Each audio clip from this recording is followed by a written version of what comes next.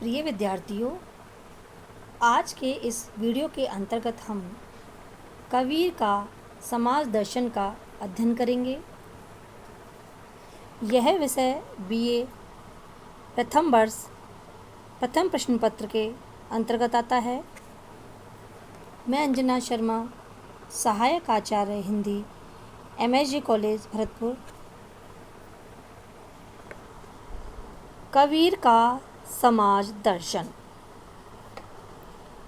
कबीर का प्रादुर्भाव ऐसे समय में हुआ जब समाज अनेक बुराइयों से ग्रस्त था।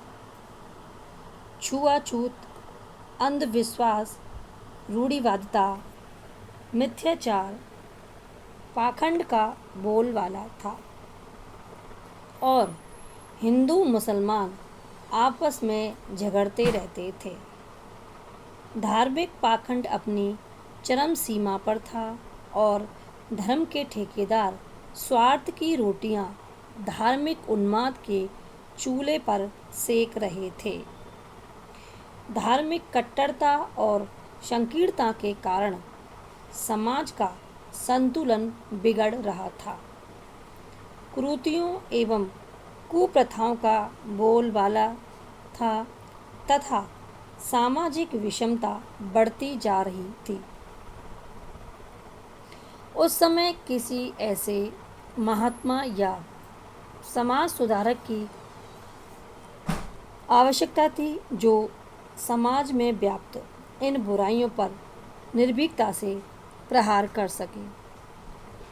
दोनों धर्मों के अनुयायियों को बिना किसी भेदभाव के फटकार सके और सदाचरण का उपदेश देकर सामाजिक समरसता की स्थापना करे। कबीर इस आवश्यकता की पूर्ति करते थे। कबीर ने विभिन्न क्षेत्रों में समाज सुधार का स्तुत्य प्रयास किया। उनके द्वारा किए गए इस प्रयास को निम्न शीर्षकों से समझाया जा सकता है या अभिव्यक्त किया जा सकता है। पहला है राम रहीम की एकता का प्रतिपादन। कबीर चाहते थे कि हिंदू मुसलमान प्रेम एवं भाईचारे की भावना से एक साथ मिलकर रहें। उन्होंने राम और रहीम की एकता स्थापित करते हुए बताया कि ईश्वर दो नहीं हो सकते। अर्थात उनका तात्पर्य है कि राम और रहीम एक ही हैं। यह तो लोगों का भ्रम है जो खुदा को परमात्मा से अलग मानते हैं। उनकी नज़र में परमात्मा और खुदा एक ही है और वो कहते हैं, दुई जगदीश कहाँ ते आयो, कहू कौने भरमाया। यानी आप बताइए कि दो जगदीश कहाँ से आ गए, किसने तुम लोगों को भरमा दिया है। मुसलमानों की भांति उन्होंने मूर्ति पूजा का खंडन किया, एक ईश्वरवाद को मान्यता दी और अवतारवाद का विरोध किया। वे कहते हैं कि राम दशरथ पुत्र न होकर निर्गुण निराकार ब्रह्म है। दशरथ सुत तिहुलोक बखाना, राम नाम का मरम है आना।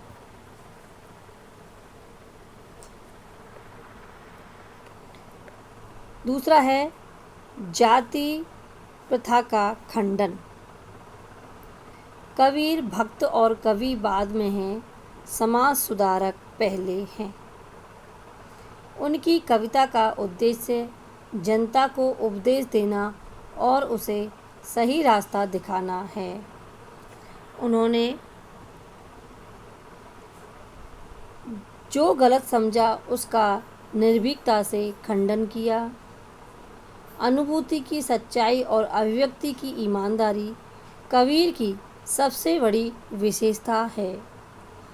कबीर ने समाज में व्याप्त जाति प्रथा, छुआछूत एवं ऊंच नीच की भावना पर प्रहार करते हुए कहा कि जन्म के आधार पर कोई ऊंचा नहीं होता, ऊंचा वह है जिसके कर्म अच्छे हैं। ऊंचे कुल का जन्मिया करनी ऊंच न होए, सुबरन कलश सुरा भरा साधु निदंत सोए।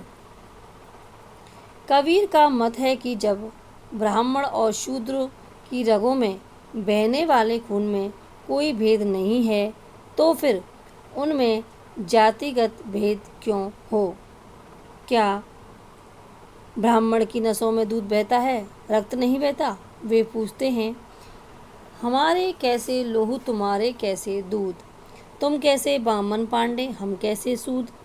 अगर ब्राह्मण अपने को ऊंचा समझते हैं तो यह उनकी भूल है। चाहे ब्राह्मण हो या शूद्र, दोनों इस पृथ्वी पर माँ के पेट से ही जन्म लेते हैं, फिर उनमें जातिगत विषमता क्यों मानी जाए। जो तू बावन बावन भवनी जाया, आन वाट पे क्यों नहीं आया। वस्तुतः वे जन्म से ही नहीं, कर्म से जाति का अस्तित्व मानते हैं। मूर्ति पूजा का विरोध। कवि ने समाज में व्याप्त मूर्ति पूजा का डटकर विरोध किया। वे सामान्य जनता को समझाते हुए कहते हैं कि मूर्ति पूजा से भगवान नहीं मिलते, इससे तो अच्छा है कि घर की चाकी को ही पूजा जाए। और उन्होंने कहा है, पाहन पूजे हरि मिले तो मैं पूजूं पहाड़, घर की चाकी कोई न पूजे पीस खाए संसार। कबीर दुनिया के मूर्ति पूजा के पागलपन पर प्रहार करते हैं और कहते हैं कि इन मूर्तियों में अगर देवता होता तो वह स्वयं को मूर्ति भंजकों से बचा लेता, किंतु ऐसा ना हो सका, इसलिए इन मूर्तियों को पूजना छोड़ दो और कर्म की पूजा करो। अच्छा हो कि तुम उस चक्की को पूजो जिसका पिसा आटा तुम्हारा पेट भरता है। दुनिया ऐसी बावरी, पाथर पूजन जाए, घर की चाकी चकिया कोई न पूजे, जेई का पीसा खाए। चौथा है जीव हिंसा का विरोध। कबीर ने धर्म के नाम पर व्याप्त हिंसा का विरोध किया। हिंदुओं में शाक्तों और मुसलमानों में कुर्बानी देने वालों को उन्होंने निर्भीकता से फटकारा और कहा कि दिन में रोज़ा रखने वाले रात को गाय काटते हैं। इस कार्य से भला खुदा कैसे प्रसन्न हो सकता है। दिन में रोज़ा रहत है, रात हनत है गाय, यह तो खून वह बंदगी कैसे खुशी खुदाए। गाय को कबीर माता कहते हैं जो हमें दूध पिलाती है, उसका वध करना माता का वध करने जैसा वो मानते हैं। कहते हैं, जाको दूध दहाई कर पीजे, ता माता को वध क्यों कीजे। जीव हिंसा के विरोधी कबीर कहते हैं कि लोगों को यह देखकर सबक लेना चाहिए कि बकरी तो केवल घास पात खाती है और इस पाप के कारण उसकी खाल खींची जाती है, किंतु जो व्यक्ति बकरी को खाते हैं उनकी क्या दशा होगी। बकरी पाती खात है ताकि काड़ी खाल, जीनर बकरी खात हैं तिनको कौन हवाल। पांचवा है हिंदू मुस्लिम पाखंड का खंडन। कवि ने हिंदू और मुसलमान दोनों को फटकारा। वे एक ओर तो हिंदुओं के तीर्थाटन, छापा, तिलक का विरोध करते हैं तो दूसरी ओर रोज़ा, नमाज, अजान का। वे कहते हैं कि माला फेरने से नहीं, मन की शुद्धि से ईश्वर प्रसन्न होता है। माला फेरत झुक गया, गया न मन का फेर, कर का मन का डार के, मन का फेर। मुसलमान दिन भर रोजा रखकर रात को यदि गौ हत्या करके ईश्वर को प्रसन्न करना चाहे तो यह निरा भ्रम है।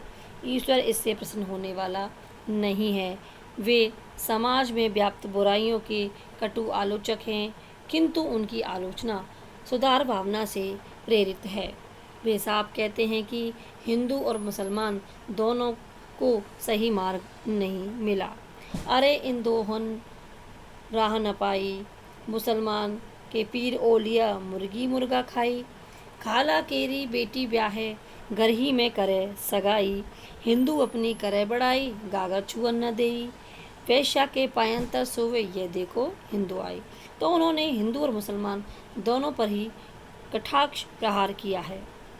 वे तो साफ कहते हैं कि जो सो हिंदू सो मुसलमान जाका दुरुस्त रहे ईमान, जिसका कोई ईमान नहीं वह न हिंदू है न मुसलमान।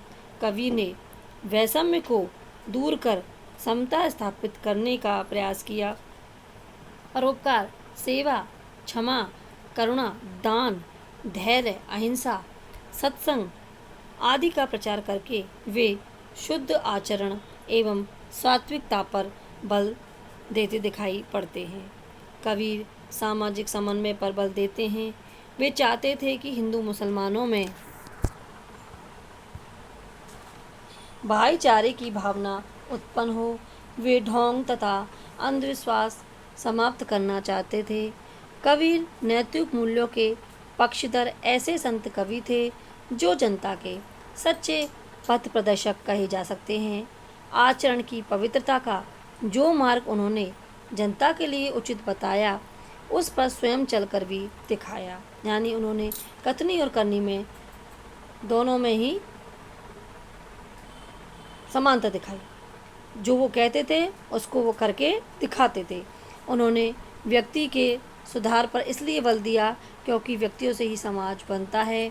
यदि किसी समाज में अच्छे आचरण वाले व्यक्ति प्रचुरता से होंगे तो समाज स्वयं में सुधर जाएगा। कबीर का समाज दर्शन एवं उनकी शिक्षाएं आज भी प्रासंगिक हैं। तो प्रिय विद्यार्थियों, आज के इस वीडियो के अंतर्गत हमने कबीर के समाज दर्शन का अध्ययन किया। आगे एक नई वीडियो के अंतर्गत एक नई विषय सामग्री के साथ हम आपसे रूबरू होंगे। धन्यवाद।